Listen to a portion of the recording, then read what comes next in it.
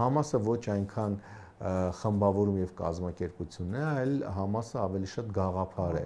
գաղափարախոսություն, որտեղ դեռևս մանկապարտեզից սկսած դպրոցական տարիքում պաղեստինցի երիտասարդներին կրթում են հենց այդ գաղափարներով, այսինքն իսրայելցի հրեա սպանելու, Պաղեստին արաբական պետություն, այսինքն անկախ պետություն ստեղծելու եւ այլն, բայց ինչպես արդեն նշեցի, իհարկե ուժերը անհամաչափ են եւ սա է պատճառը, որ այսօր տեսնում ենք մի կազմակերպություն, որը երևի թե իր վերջին այսպես ասենք, շունչն է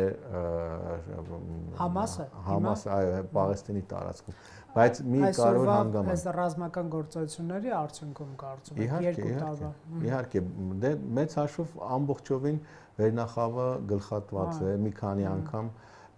տեսեք նման կազմակերպությունների դեպքում էլ չնայած Իսրայելի անընդհատ գործողություններով այնտեղ ունի եւ քաղաքական ղեկավարություն եւ